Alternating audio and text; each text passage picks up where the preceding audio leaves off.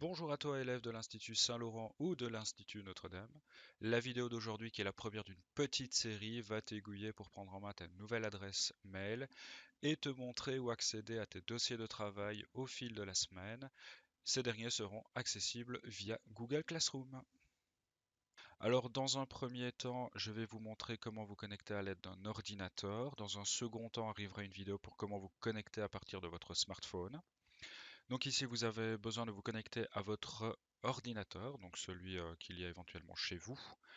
Si jamais vous n'en avez pas, vous pouvez déjà essayer de vous connecter avec votre smartphone. Il n'y a pas de grand changement. Donc vous allez tout simplement sur google.be par exemple, comme on voit ici en haut dans l'URL. Vous cliquez sur connexion. Et alors là, vous allez voir apparaître ceci, cet écran. Là, vous allez mettre ajouter un compte. Moi, il est déjà inscrit, c'est un élève fictif. Alors, comment se compose votre adresse mail? C'est tout simplement votre prénom, point votre nom de famille, arobase saint-laurent-warem.org. Donc, que vous soyez de Notre-Dame ou de Saint-Laurent, la fin de l'adresse mail est identique. Vous cliquez. On va ensuite vous inviter à entrer votre mot de passe. Alors, votre mot de passe actuel est tout simplement ABCD en minuscule 1, 2, 3, 4, sans espace au milieu. Donc, ABCD 1, 2, 3, 4.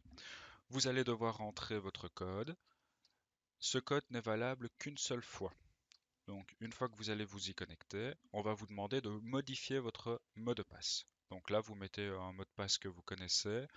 Veuillez bien le marquer dans votre journal de classe. Donc je dis bien dans votre journal de classe pour ne pas l'oublier. Et une fois que c'est fait, vous mettez suivant.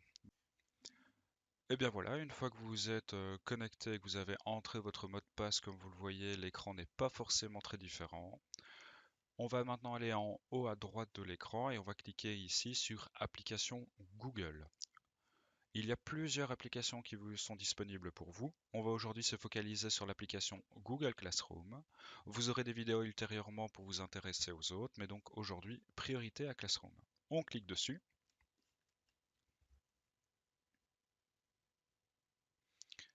Et voici. Alors vous allez voir apparaître une série de cours. Donc imaginons ici que Albert soit en première année à l'Institut Notre-Dame. Il va voir apparaître son cours d'EDM, son cours de langue, son cours de sciences, son cours de mathématiques ainsi que son cours de français. Alors, vous avez ici les invitations. Il suffit de cliquer pour les rejoindre. Et voici. Donc là, automatiquement, vous êtes connecté. Et c'est fait. Alors ici, la dernière sur laquelle j'ai cliqué, c'est mathématiques, donc c'est celle qui s'ouvre. Si jamais vous ne cliquez pas assez vite, ce n'est pas grave. Vous revenez sur cours et vous acceptez les autres. Alors, vous avez ici maintenant l'ensemble de vos cours, donc vous aurez les cours ici situés au-dessus, disponibles. On va s'intéresser à un cours, on va prendre par exemple les langues. Donc voilà, Albert choisit le cours des langues. Vous avez ici dans un premier temps le flux. Donc vous avez trois menus, flux, travaux et devoirs, personne. Concernant le flux, il s'agit tout simplement du flux d'actualité, comme vous pouvez avoir sur les réseaux sociaux. Vous voyez ce qui est à faire. Ici, lorsqu'un devoir sera publié avec une date de remise, la date de remise réapparaîtra. Certains professeurs le feront, d'autres pas.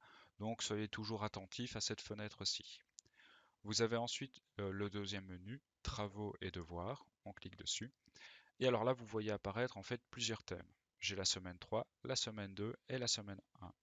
Donc ici, vous avez la dernière semaine disponible tout en haut. Vous voyez ici que pour, par exemple, le cours de langue, certains d'entre vous, toute la classe est en anglais ou en néerlandais. Et dans certaines classes, comme vous le savez, une partie est en néerlandais, une autre partie est en anglais.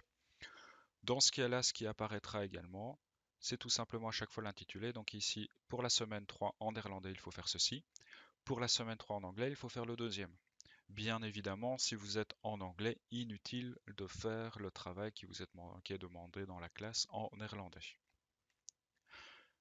Et voici, enfin le dernier menu concernera les personnes. Alors là, il s'agit tout simplement, actuellement il n'y a que les enseignants qui s'affichent. Il y aura également ensuite tous les élèves de votre classe qui seront disponibles. Mais donc ça, ce n'est pas utile pour vous. Il y a donc ces deux menus qui vous intéressent, flux et travaux et devoirs. Ceci marque donc la fin de cette première vidéo. Alors avant de clôturer, je vais revenir sur deux points qui sont importants. Tout d'abord, acceptez bien l'invitation dans chacun des cours. Et deuxièmement, respectez les délais qui sont attribués sur les dossiers. Sur ce, je vous souhaite une bonne journée, prenez soin de vous et à très vite.